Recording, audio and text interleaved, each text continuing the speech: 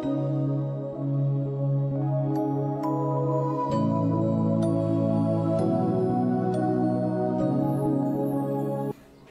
peuple de Dieu, merci de nous recevoir partout à travers le monde. Nous sommes sur une interview avec le pasteur Marcel Tchondolou-Foubabo qui nous vient de Canada. Bonjour pasteur. Bonjour maman. Vous allez bien? Je vais très très bien. Vous êtes à Kinshasa depuis quelques jours. Comment on vous a accueilli ici à Kinshasa? Oui, j'ai réussi l'accueil qui est vraiment chaleureux. Tout est bien. J'ai vu la famille, j'ai vu l'église, j'ai vu tout le monde. Vraiment, l'Éternel nous a bénis. Amen. Vraiment, pasteur Marcel, est-ce que vous pouvez nous parler en quelques mots, en quelques lignes de vous, de votre présentation, de votre biographie?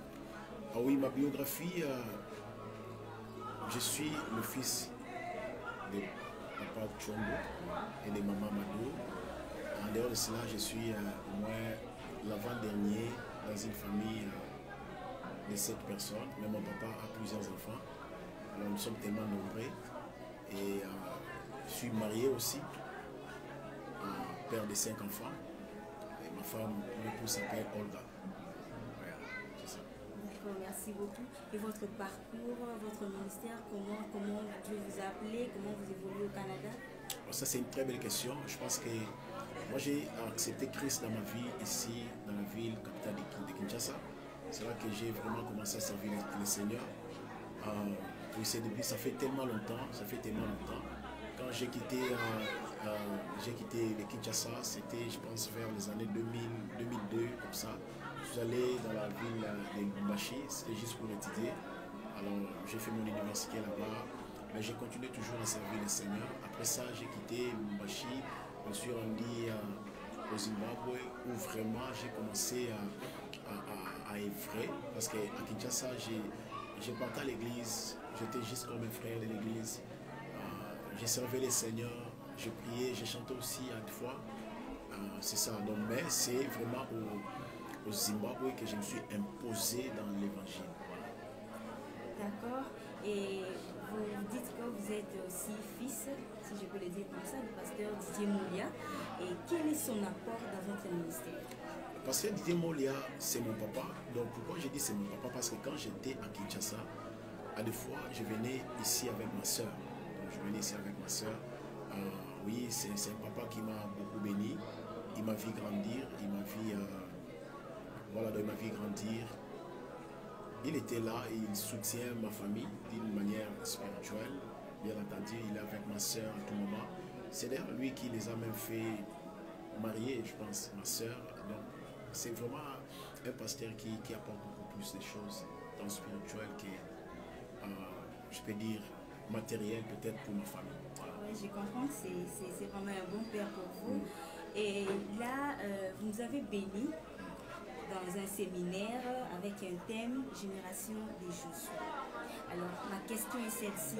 Pourquoi vous avez porté votre choix sur ces thèmes Génération des Josué? Vous nous expliquer. La génération de Josué, c'est un thème que le Seigneur nous a donné parce que quand j'ai pris rendez-vous avec l'église, c'est-à-dire avec le pasteur Didier, que je devais venir ici pour travailler, il m'a donné le choix des thèmes. Il a dit tu dois faire ton choix et puis voir ce que tu vas parler aux enfants de Dieu. Mais je lui avais quand même posé la question de savoir est-ce que vous avez un thème qui est annuel. Il m'a parlé qu'ils avaient un thème annuel qui était la conquête. Alors je lui ai dit est-ce qu'il y a moyen que je puisse proposer un sous-thème. Il m'a dit ouais, tu peux le faire.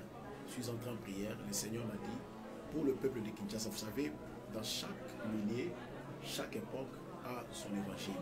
Tu ne peux pas prendre l'évangile que tu prêches au Canada, amener ça au Canada, on prêche autre chose. Quand on vient ici, on parle d'autre chose. Mais nous restons dans la Bible. Parce que chaque peuple a sa façon et mode de vie. Alors le Seigneur m'a dit, tu dois aller parler à ces peuples sur la génération de Josué. La génération de Josué, c'est quoi? La génération de Josué, c'est-à-dire, comme je l'ai expliqué dans ma prédication, j'ai dit que ce que les autres n'ont pas pu faire, toi tu es capable de le faire. Ce que ton père n'a pas pu faire, tu es capable de le faire. À condition seulement que ton état d'esprit ne soit pas médiocre. Voilà, donc la chanson de Josué, c'est vraiment un thème qui est inspiré, un thème révolutionnaire, Donc c'est vraiment pour révolutionner la pensée spirituelle des enfants de Dieu, la vie spirituelle des enfants de Dieu, même la vie financière, physique et consort des enfants de Dieu. Parce que si vous écoutez cette prédication, vous serez vraiment révolté parce que vous n'allez pas accepter de rester sur un seul point, mais vous allez accepter d'avancer. Tout homme aime toujours aller de l'avant. Tout homme aime toujours percer. Quelqu'un ne peut pas rester là où il était. Il est là éternellement. Non, tu dois monter. Même Dieu lui-même a dit, vous êtes resté sur cette montagne pendant plusieurs années. Maintenant, vous devez déplacer. Voilà, c'est ça la quintessence de la génération de Josué.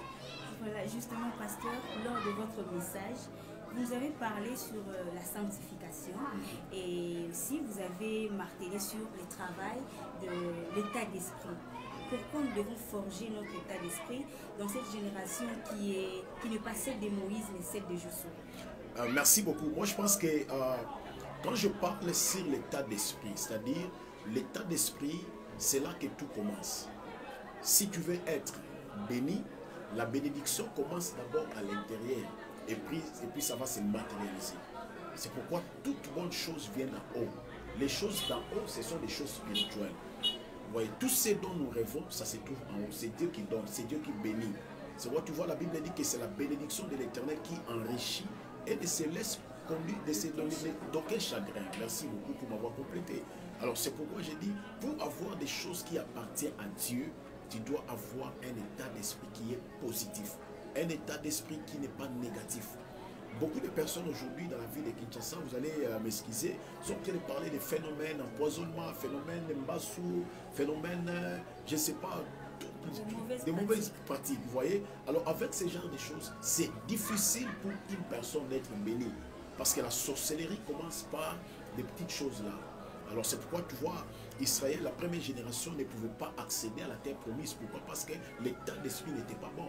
L'état d'esprit qui n'était pas bon, c'était l'état d'esprit qui ne te permet pas d'obéir aux autorités que Dieu a établies. Parce que Moïse n'était pas obéi par le peuple d'Israël de la première génération. Et vous allez remarquer aussi que Israël, n'est-ce pas, il désobéissait à l'Éternel, à la voix du Seigneur, il murmurait à tout moment. Ça, ce sont des choses que moi, je parle comme état d'esprit qui est médiocre. Mais lorsque une personne a un état d'esprit qui est positif devant la face de Dieu, je pense que cette personne va trouver vraiment faveur aux yeux du Seigneur. Voilà. Merci beaucoup, le pasteur Marcel. Vous nous avez vraiment béni avec ces thèmes enrichissants. Amen. Et un mot pour l'Assemblée messianique de l'Unité qui vous a accueilli pendant 3 jours de séminaire, et un mot pour tout le peuple de Dieu qui vous a suivi de partout à travers le monde, Canada, Amérique, Afrique, partout dans les 5 continents. Je vais d'abord commencer à dire un grand merci à pasteur Didier Moulia qui m'a une fois de plus invité à l'église. Il m'a donné la parole, comme je l'ai dit tantôt, que c'est pas donné à tout le monde. Et puis voilà, j'ai béni toute l'église parce que c'est une église qui est tellement chaleureuse, une église qui j'ai senti la présence de Dieu, parce que j'ai sillonné dans plusieurs églises, que ce soit même au Canada là où je suis. Si on a plusieurs églises, mais la présence de Dieu que j'ai sentie dans cette église, c'est une présence sans précédent. Vraiment que le Seigneur bénisse l'église, et je sais que toutes les déclarations que nous avions effectuées du haut de la chair pour l'église, ça va s'accomplir à son temps. C'est tout ce que je peux dire. D'accord, merci. Ça, ce sont les paroles d'un grand homme de Dieu. Et voilà, nous sommes à la fin de notre interview.